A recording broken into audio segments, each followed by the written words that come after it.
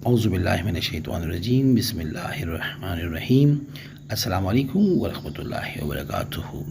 اگر اولاد نہ ہوتی ہو تو 10 دن تک یہ چھوٹی سی سورت پانی پر دم کر کے پی لے، انشاءاللہ اسی سال خوشخبری ملے گی۔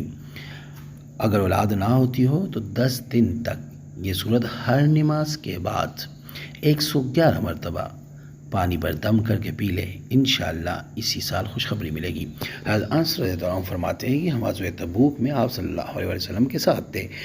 ایک دن سورج ایسے نور اور روشن کرنوں کے ساتھ طلوع ہوا کہ اس دن پہلے ہم نے کبھی نہیں دیکھا تھا۔ تھوڑی دیر بعد حضرت جبرائیل علیہ السلام نبی کریم صلی اللہ علیہ وسلم کی خدمت میں حاضر ہوئے تو آپ صلی اللہ علیہ وسلم نے فرمایا کہ جیسے آج سورج طلوع ہوا ہے، اس سے پہلے ایسا کبھی ہم نے نہیں دیکھا۔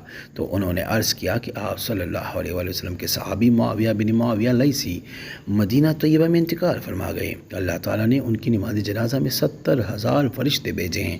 آپ صلی اللہ علیہ وسلم نے دریافت فرمایا کہ انہیں یہ مقام کیسے حاصل ہوا؟ سیدنا جبرائیل علیہ السلام نے فرمایا کہ وہ دن رات چلتے پھرتے، اٹھتے بیٹھتے ہر حالت میں سورہ اخلاص کی تلاوت کیا کرتے تھے۔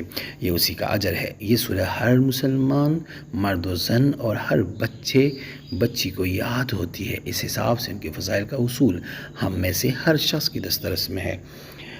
کیوں نہ ہم آج سے انہی کی فضائل کے اصول کے لیے کمر بستہ ہو جائیں، سورہ اخلاص کی تلاوت اس کے فضائل کے سامنے رکھتے ہوئے کرنے کا اہتمام کریں، تو انشاءاللہ ہمارے نامہ اعمال میں بھی یہ تمام اجر و ثواب لکھا جائے گا۔ یہی وجہ ہے کہ رسول اللہ صلی اللہ علیہ وسلم کے نگاہ میں اس سورت کی بڑی اہمیت تھی۔ جس کی اولاد نہیں ہے وہ ہر نماز کے بعد اسی سورت کو 111 مرتبہ پڑھ کے پانی پہ دم کرے، انشاءاللہ اولاد ہو جائے گی۔ اور جس نے عمل یہ کرنا ہو تو اس 11 بار سورہ کوثر پڑھ کر نبی پاک صلی اللہ علیہ وسلم کو ہدیہ کر کے سبحان اللہ لکھ دے۔ اور اگر کہ کسی عزیز یا دوست کو بتانا ہو تو اس کو کہنا کہ وہ 11 بار سورہ قریش پڑھ کر ہدیہ کر کے یا اللہ لکھ دے، اجازت ملتی جائے گی۔ امید کرتا ہوں آج کی ویڈیو آپ کو پسند آئی ہوگی۔ اگر پسند آئی ہے تو برائے مہربانی اس کو لائک کریں، شیئر کریں تاکہ دوسرے بھی اس سے فائدہ اٹھا سکیں۔ جزاک اللہ۔